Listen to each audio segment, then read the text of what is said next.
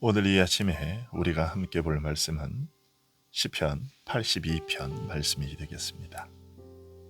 제가 봉독해 드리겠습니다. 하나님은 신들의 모임 가운데에 서시며 하나님은 그들 가운데에서 재판하시느니라. 너희가 불공평한 판단을 하며 악인의 납보기를 언제까지 하려느냐.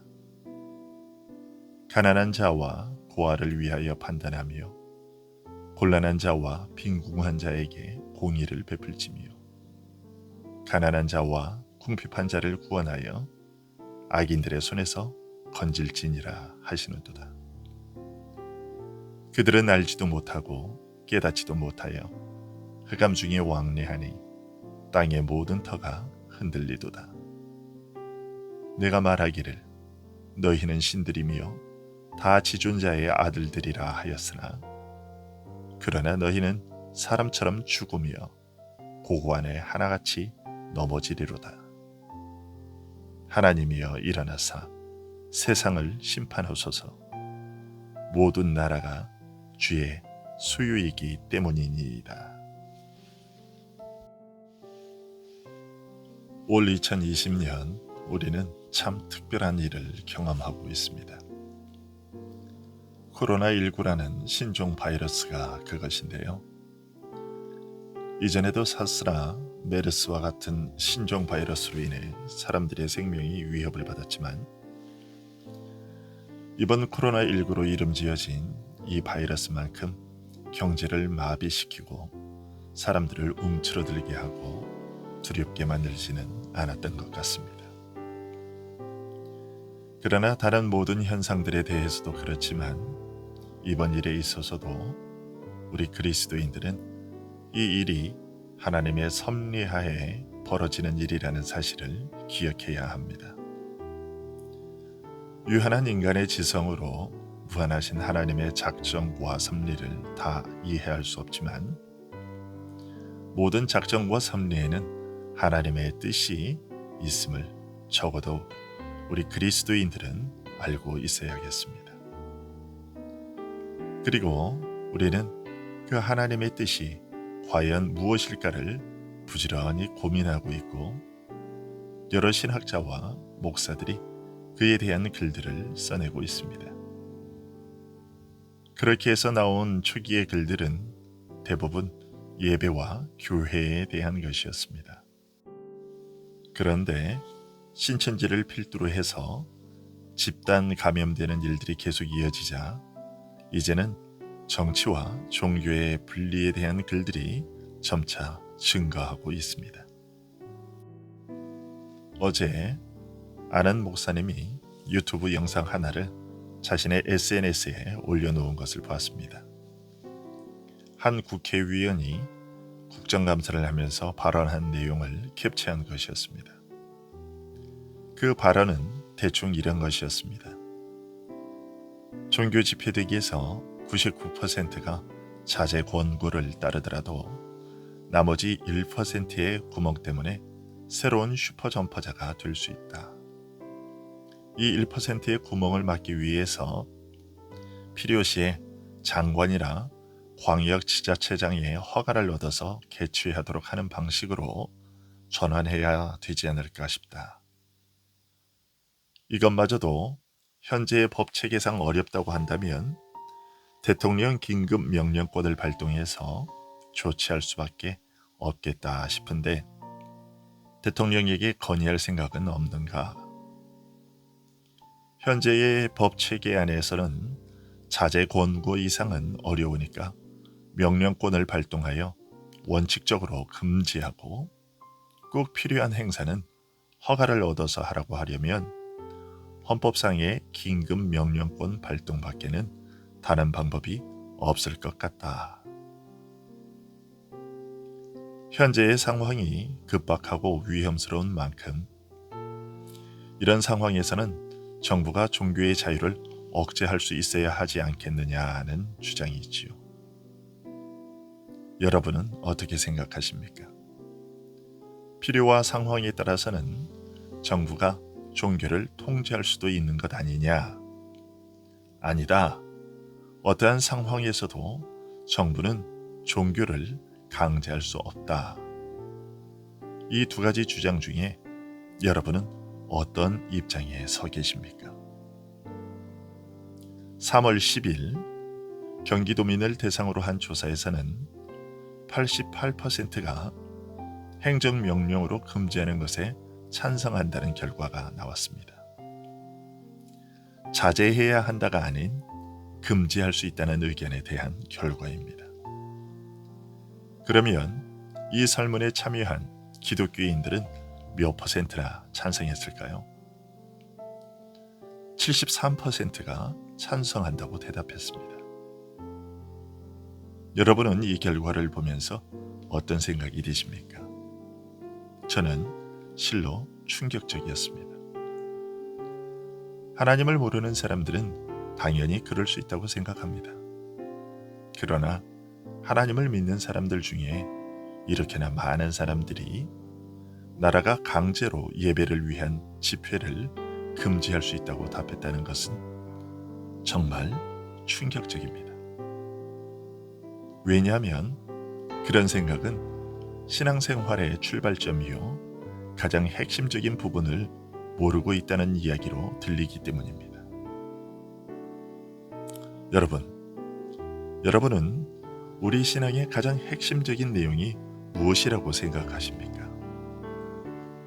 그것은 바로 하나님 주권에 대한 인식과 믿음입니다. 이것이 전제되지 않으면 우리의 신앙생활은 그야말로 심리학이나 상담학에 불과할 뿐입니다. 하나님의 주권을 인정하지 않으면 우리가 굳이 이렇게 힘들게 새벽에 일어나 말씀을 듣고 기도해야 할 이유가 무엇일까요? 그냥 내 마음 내키는 대로 살아도 무슨 문제가 되겠습니까? 성경을 읽지 않아도, 기도를 하지 않아도, 헌금을 하지 않아도 문제될 것이 무엇이 있겠습니까? 아무도 보지 않은 상태에서 가벼운 법규 위반을 한들 우리 마음이 괴로울 이유가 무엇이겠습니까?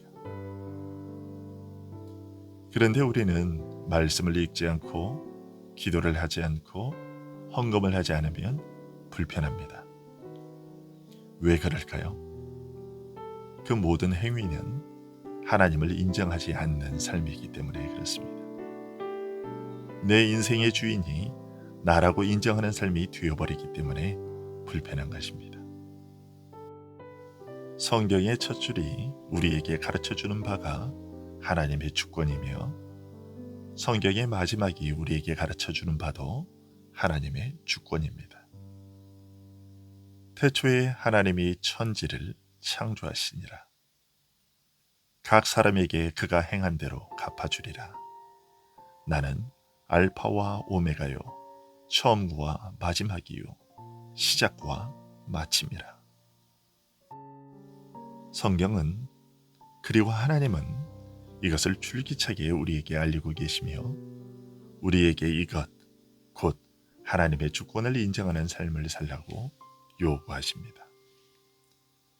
그리고 하나님의 주권을 인정하는 가장 기본적인 행위가 바로 예배입니다.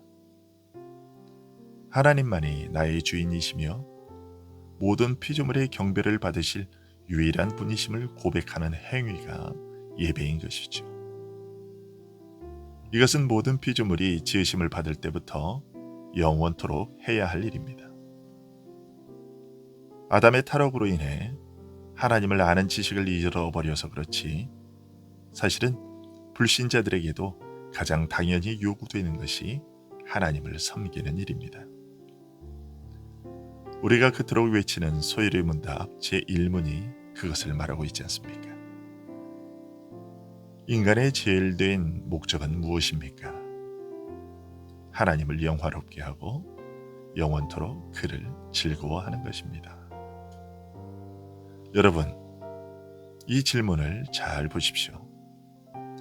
믿는 자들의 제일 된 목적이 아니라 인간의 제일 된 목적입니다. 즉 신자든 불신자든 모든 인간에게 있어서 가장 우선되고 중요한 삶의 목적을 묻고 있습니다. 그리고 그것은 하나님을 영화롭게 하는 것입니다. 그리고 이것이 정부와 권세자들에게도 가장 우선된 임무입니다. 오늘 본문이 그것을 말하고 있습니다. 먼저 1절은 이렇게 말합니다. 하나님은 신들의 모임 가운데에 서시며 하나님은 그들 가운데에서 재판하시느니라.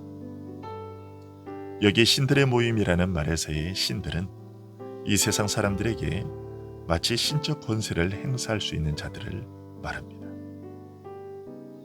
곧 백성을 다스리는 권세를 부여받은 나라의 통치자들을 가리키는 것이죠.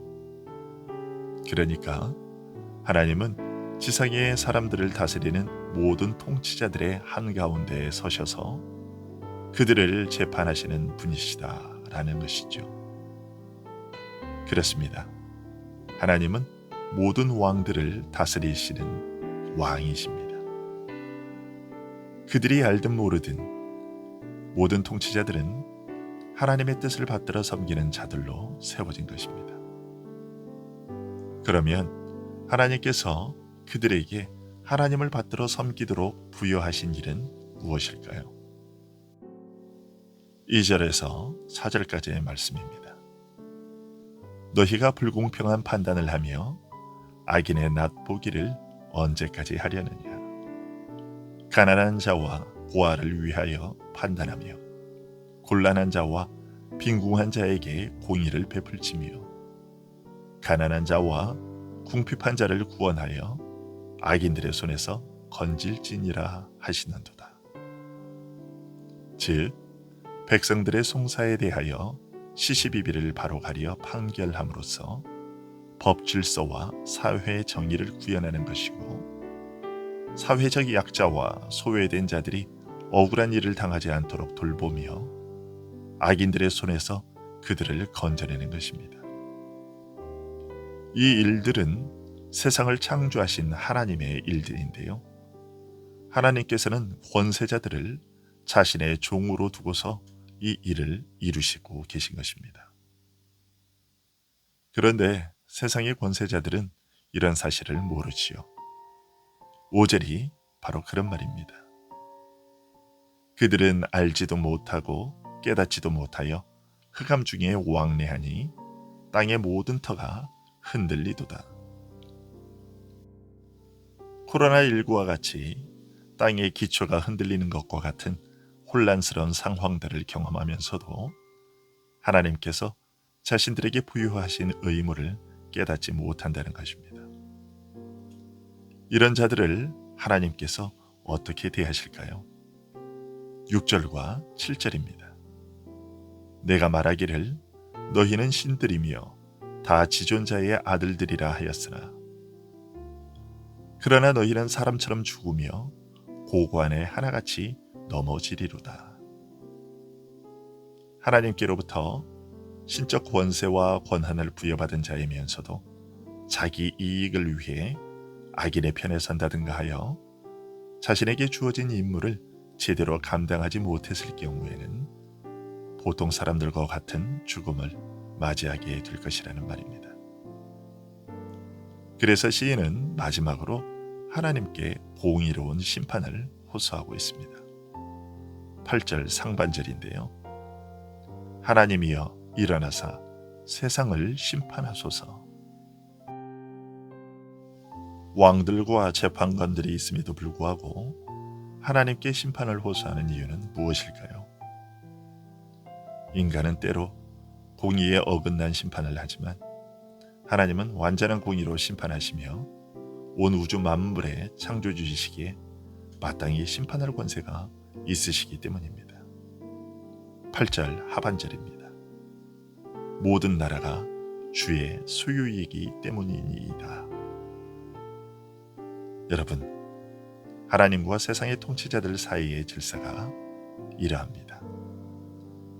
그런데 어떻게 세상의 법으로 하나님을 섬기지 못하도록 금지할 수 있겠습니까?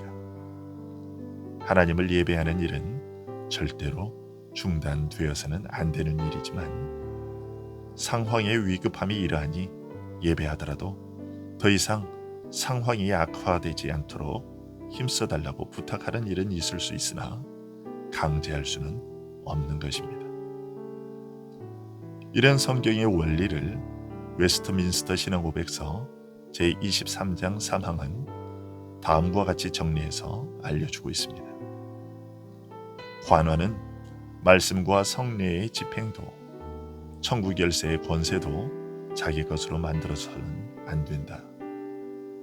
그렇지만 관원은 교회의 일치와 평화가 유지되도록 하나님의 진리가 순결하고 온전한 상태로 간직되도록 모든 신성모독과 이단들의 활동을 금지하도록 예배와 권징에서 생기는 모든 부패와 악습을 예방하거나 개혁하도록 그리고 하나님의 모든 규례가 정당하게 확립되고 시행되고 준수되도록 적절한 수단을 강구할 권한을 가지고 있으며 그렇게 하는 것이 관원의 의무이다.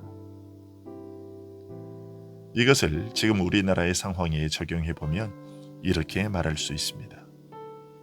사이비 집단인 신천지가 더 이상 활동하지 못하도록 금지하되 그들로 인해 기독교인들의 예배가 방해받지 않도록 적절한 수단을 강구해야 한다. 한마디로 권세자들은 교회가 하나님을 잘 섬길 수 있도록 도와야 하고 도울 수는 있으나 하나님의 뜻과 반대되는 일을 강요할 수는 없다.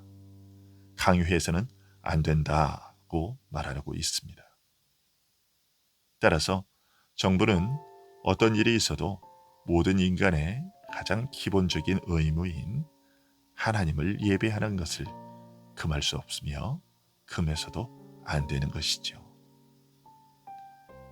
그러나 기독교 신앙의 유무를 떠나서 그들을 세우신 이가 하나님이시기에 즉 하나님께서 자신의 공의를 실현하기 위해 권세자들을 세우신 것이기에 그들이 하나님의 뜻에 부합한 것을 명령할 때에는 언제고 그리스도인들은 그들의 권한에 복종해야만 한다고 웨스트민스터 신앙고백서 23장 4항은 또 정리해서 알려주고 있습니다.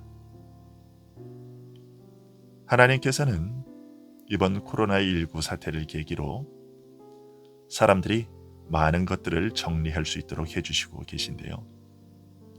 정치와 종교의 관계성에 대해서도 다시 한번 정리해주고 계십니다. 즉, 세속 권세가 교회에 대하여 어떤 일을 해줘야 하는지, 그들의 가장 우선된 의무가 무엇인지를 우리 그리스도인들에게 알려주고 계십니다.